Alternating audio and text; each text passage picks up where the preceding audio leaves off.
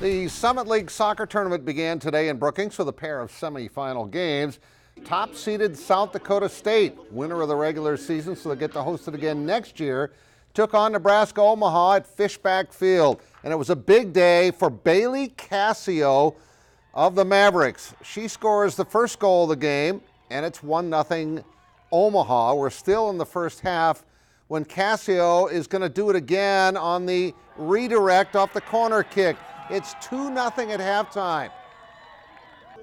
Second half, Jacks would get on the board finally. A shot by Leah Manoliliua is going to be knocked in on the rebound by Karina McClellan, and it's a 2-1 game. Jacks get a final chance in the final minute to tie it. And here's their attempt. As they work it downfield, it gets kicked away by the defenders, and Cassio gets one more goal, the third hat trick in Summit League history in the tournament anyway, as Nebraska Omaha with a big upset wins it 3-1. State season is over at 12-6-1, and again they will host this same tournament next year, but I'm sure they're very disappointed. Denver and North Dakota State play in the 6 o'clock game. The Augustana soccer team picked up a 4-1 win over Winona State yesterday at Morstad Field, advancing to the NSI semifinals tomorrow in Mankato, where they will play Mankato. Second-seeded Mavericks in the 11 o'clock game after losing to them last week 2-0 in Sioux Falls. So, Brandon Barkas, what does your team have to do moving forward? You know what we have to work on. I mean, I think we just have to. Really, it's just mentally, the mental side. We got to just relax. We got to just stay focused. We have to, make sure we're paying attention to the details of what each individual has to do. And then really, the other thing too, for each individual, is just work as hard as they possibly can. I mean, effort has just got to be incredibly high. Augie came into the tournament as the number 1 seed and as the number 3 seed, and top-seeded Bemidji lost yesterday. Their biggest challenge is tomorrow against number 2 seed Mankato State on their home field. The Skyforce home opener is Friday at the Sanford Pentagon. Nevada Smith is back for his 3rd year, and he's never been more excited when he talks about his roster.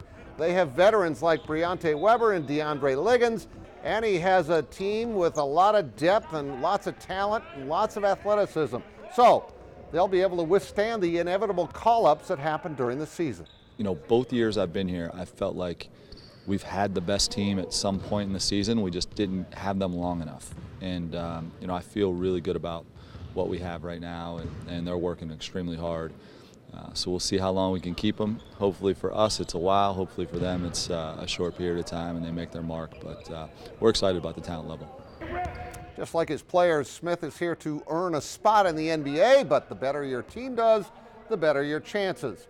He can't wait for the regular season to tip off tomorrow night with this team that he has assembled. Speaking of basketball, how about Derrick Rose last night? With Jimmy Butler not playing because he was trying to prevent future soreness, I still can't get over that. Derrick Rose, I think it was 2011 that he last scored in a game like this, and this was a career high last night. He scored 50. Derrick Rose, the former MVP, scored 50 points, and it was pretty important because it helped his team to a 128-125 win.